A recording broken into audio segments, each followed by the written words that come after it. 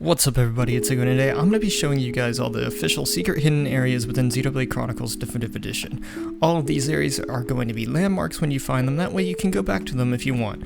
So the first place we're going to be going is Baffle Tomb, which you're going to get to from coming from Villa Lake. Note, the first method I'm going to show you here, you have to have finished the game in order to do. So you're going to head to the right here towards this cave. There's going to be a lot of high level monsters, but if you finish the game, they should be no problem for you to defeat. And once you enter the cave, there's going to be a little hole on the right. You're going to go into that hole, hang a left, and then you're going to hit Baffle Tomb. Inside of the tomb, you're going to find a man right up here, and if you talk to this guy, you can get a couple of quests to actually open this tomb and go down there.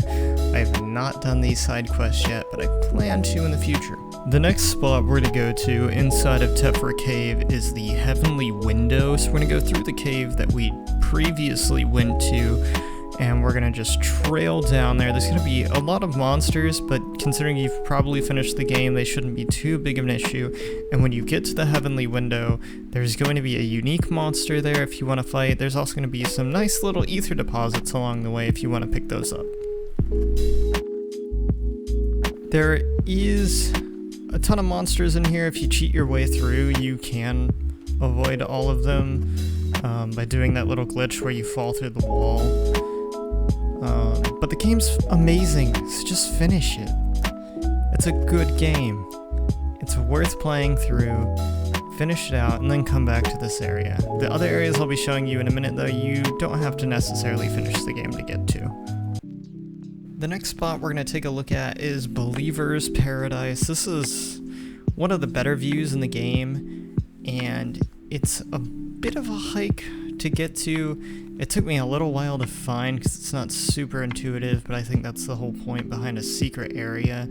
To get here, you're gonna, oh, great, the rain's kind of ruining the view here, but that's alright, we're gonna come back to the spot in a second. So what you'll need to do is fast travel to Zach's guidepost. If you don't have this area already, it's at the far northern area of the upper level here. And then we're going to head east from the guidepost.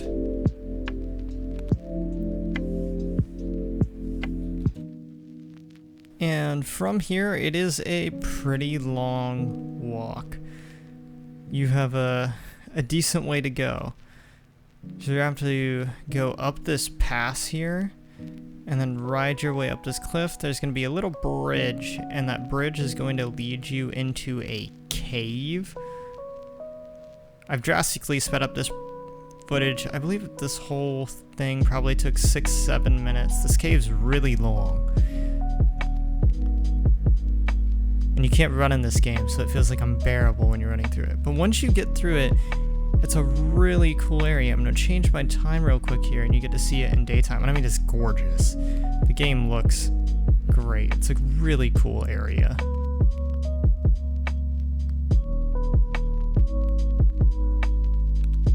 The next spot we're going to head to is the observation platform, and you're going to find this from Kama's guidepost. You're going to head to Daksha Shrine, and there's going to be a little area you're going to drop off of, you'll see in a moment, and then we'll head into a cave. You can go either above these turtles, or below them, or through them if you'd like. I've killed these turtles hundreds of times for another video.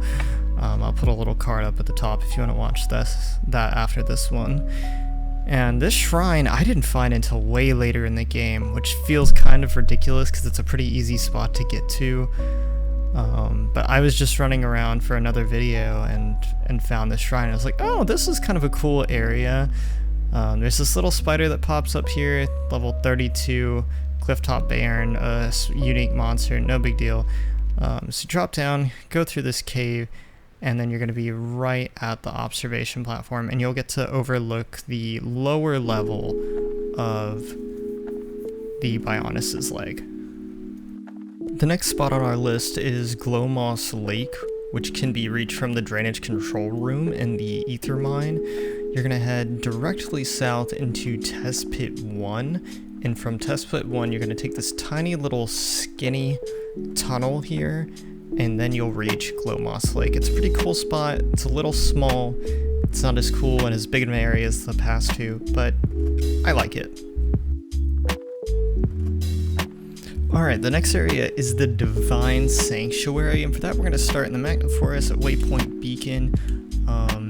Quick little tip here, these Bagris Nebulas, if you kill a whole bunch of them, you can get Spike Defense, Spike Gems, and EXP Gems, which I made another video on. If you want to watch that, I'll put a card up at the top.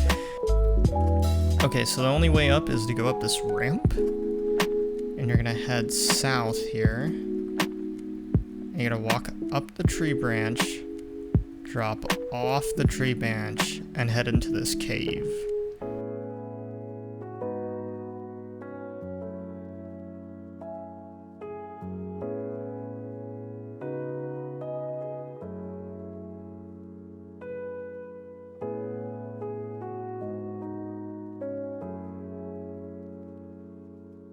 And now you're looking at probably the best way to view these waterfalls in the game.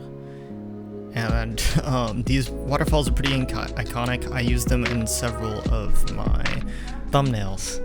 And it's a pretty sweet area.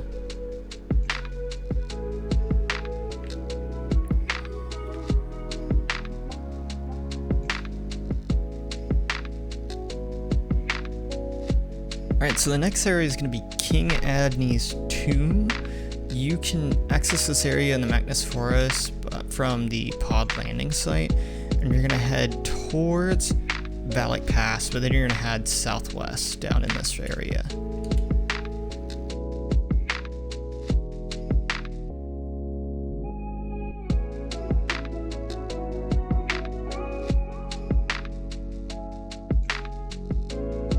Something to take note of is you can't access the inside of this tomb unless you accept a quest from Lupa, and he's going to make you do a number of quests, and you can find him in Frontier Village. Okay, so the next area is called the Seahorse Island. The best way to get here is to start at the Nopon Arc, come down to Bridge 3, and then jump off into this river. You'll notice Bridge 4 died, it collapsed, it's broken. So just jump on down. The river's flowing in the direction we want to go, so it'll help us out and make it just a little bit of a faster swim.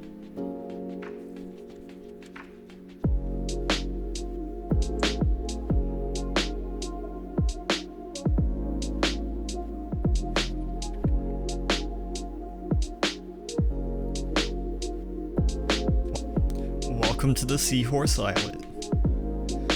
Alright, and our next stop is also in Magna Forest. We're going to go to the Sparkling Pool. Believe it or not, it's not the pool behind me. So if we're at X Watering Hole, which is east of the Nopon Arch, Nopon Arch, I don't know why I said Nopon, I've been playing a lot of Xenoblade X recently, and for whatever reason they say Nopon instead of Nopon. Kind of irks me. So we're going to take this branch up.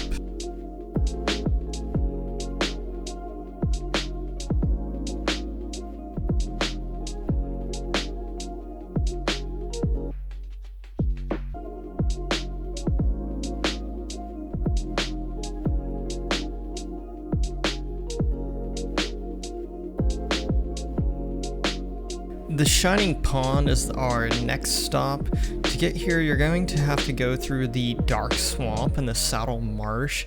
You're going to take a bit of damage going through the swamp, but it's nothing too bad, especially if you're at in-game, although you can do this the moment you get into the Saddle Marsh. And all you gotta do is you're gonna go through the swamp, up this ramp here, and then into a little cave.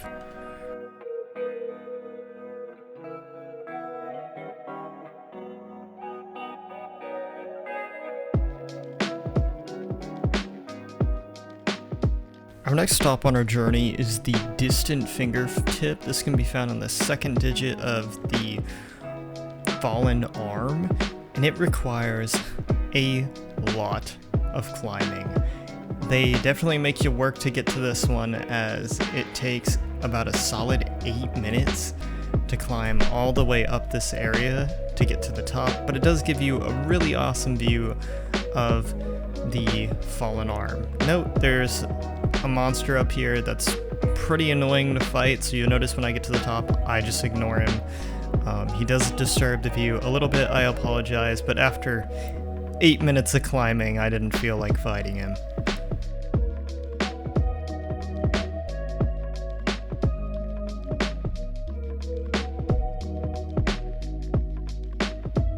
Alright, so the next place we're going to go is Three Sage Summit, and this is going to be our last stop for the day.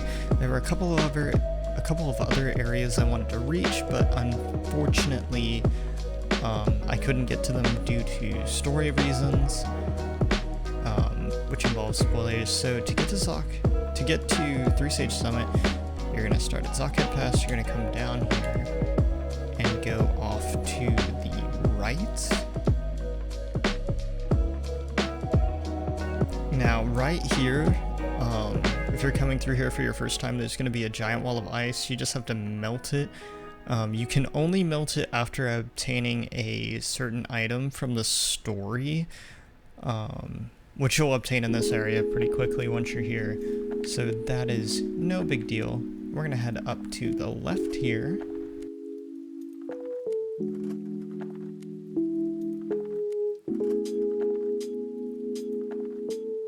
Something to note right here is you may or may not want a quick step gem because this jump is pretty difficult to make, and if you do miss it, you have to start all over again.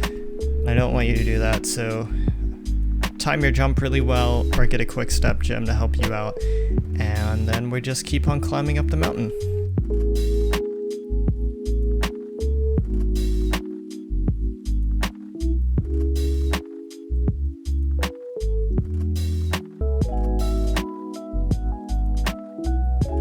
Welcome to Three Sage Summit. This is the last stop on our list today. This is also where you can find Final Marcus if you're looking for him. Thank you so much for watching and supporting my channel. If you enjoyed this video, go ahead and like, subscribe, and leave a comment down below of what you want to see next.